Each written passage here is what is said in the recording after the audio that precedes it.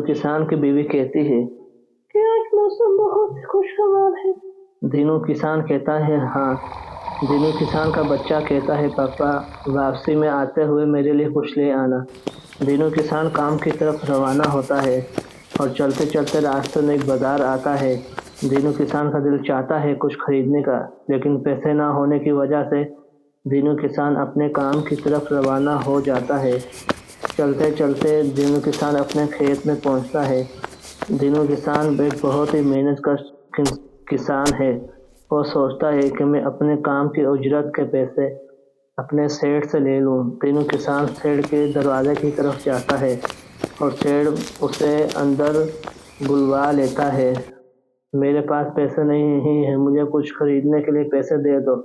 सेठ कहता है मैं खुद कंगाल हूँ, मेरे पास कुछ नहीं है, मुझे कुछ पैसे चाहिए। तुम अपने काम की तरफ रवाना हो, फिर हम बाद में बात करेंगे।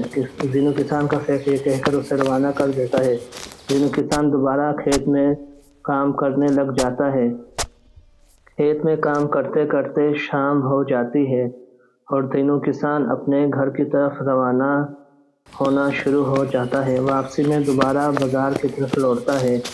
कुछ लेने के लिए दुकान के पास बढ़ता है, लेकिन जेब खाली होने की वजह से मायूस होकर वापसी घर आ जाता है और अपनी बीवी को बताता है कि आज भी किसान सेठ ने कुछ नहीं दिया। अब इस तरह तो हमारे घर का खर्च किस तरह चलेगा?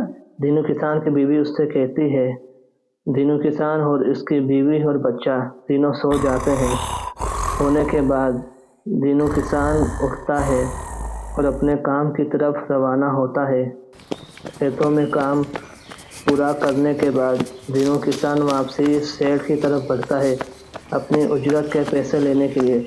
सेठ दीनू किसान को डांटता है और काम से भी निकाल देता है। दीनू किसान वापसी अपने घर की तरफ लौटता है और देखता है इसका बच्चा बहुत ही सख्त बीमार है। दीनू किसान अपने पड़ोसी के पास जाता है कि कुछ दवाइयों के लिए पैसे ले आओ। पड़ोसी कहता है मेरे पास भी कुछ नहीं है और दीनू किसान वापसी बहुत ही मायूस होकर लौटता है। वापसी घर आता है और देखता है दीनू किसान का बच्चा इस दुनिया को छोड़ चुका है।